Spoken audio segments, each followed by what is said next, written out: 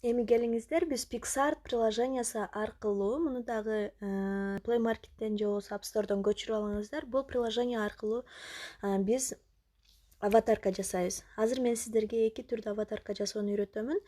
То есть бирөөсүн уже даяр видео жиберемин, а мунусун жасап көргөзөмүн. Сиздер биринчи ачканыңыздарда эле мындай немеси чыгат. Плюсту басасыздар. Бул жерде авторизация болуп коесуздар. Биринчи сиздерден сурайт полностью.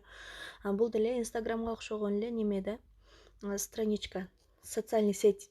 Бул жерде фотография, видео, реплейс, коллаж дейт. Коллажды кантип жасайм деди кече, ошол жөнүндө айтып кетейин. Ушул эмеден деле жасасаңыз болот. Мына коллаж дегенди белгилейсиз дагы. Бул жерден сүрөттөрүңүздү аласыз. Мисалы үчүн кайсы жерге түштү сиздин сүрөттөрүңүз? Мен камерадагы сүрөттөрүмөн алайын. Недавно деген жерге жазып туруп.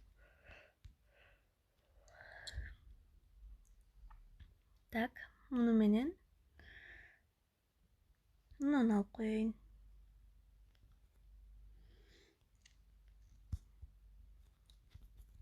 Бүткөндөн кийин стрелканы басып койдум, далее деп кетти. Эми макет тандасак болот. Караңыз, макет. Мындай түз эле макетте болсунбу же мындай болсунбу? Мындай кармап туруп өзүн, мына сүрөттүн өзүн көгөртүп туруп жылдырып койсоңуз болот.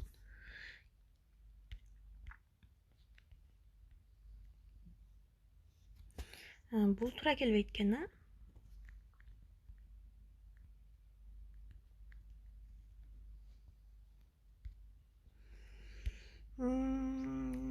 Бул туура келбейт. Дагы бир жолу макетке басабыз дагы. Кийинкини карап көрөлү.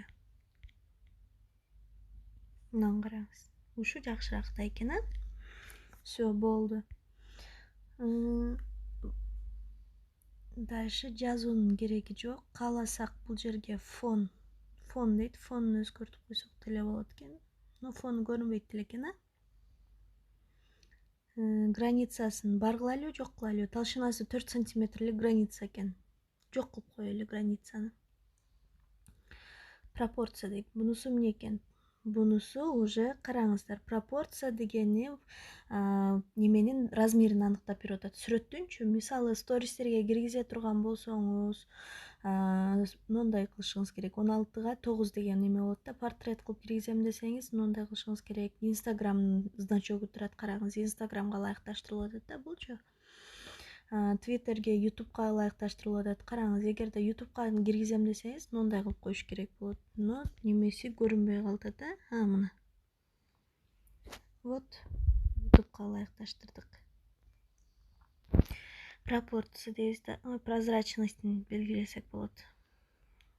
Канчалык деңгээлде көрүнө турган кылып коебуз. Муну бастыкпы? В принципе болду. Анан кийин кесип алып койсок болот. Мына жерде неме кошсок болот. Не деп коет эле, эффекттерди. Бул жерде дагы түрдүү эффекттер бар. Мисалы үчүн магия дегенди кошуп туруп, бул жерде эмнени кошолу? Пастельныйды алып туруп, пастельныйдын да режимин неме кылып койсок болот. Обычный кылып туруп, да кылып кетирип койсок болот. 90% эле болду. Көрдүңүздөрбү? Анан дагы эмне арт деген жок, мунусуна кирбейбиз. Жылдырып коебуз. Артка киребиз дагы, мына эффектин эле. Ушулардын баарын попробовать этсеңиз болот да. Масляный канакей, масло. Бетин көрдүңүзбү? Эсе таанылгыс болуп калды. Количество кичине азайтып койсоңуз болот. Кааласаңыз мына жерден барып туруп өчүрүп койсоңуз болот. Мына керексиз жерлеринчи. Так, стереть размер. Көздөрүбүздү тазалап коеюнчу. Карыган кишиге окшотпой.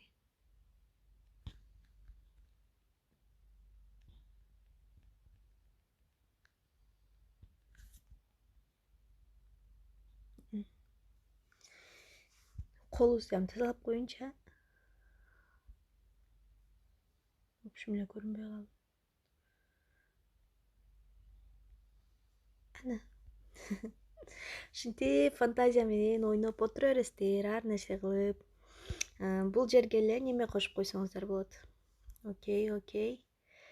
дагы плюсту басабыз дагы. Текст кошуп койсоңуздар болот, стикер кошуп койсоңуздар болот. Стикерде дагы каалаган нерсеңизди издеп аласыз мына жердечи. Эмнени издеп кошкуңуз келет? Азыр идеяма цветы дейинчи, роза.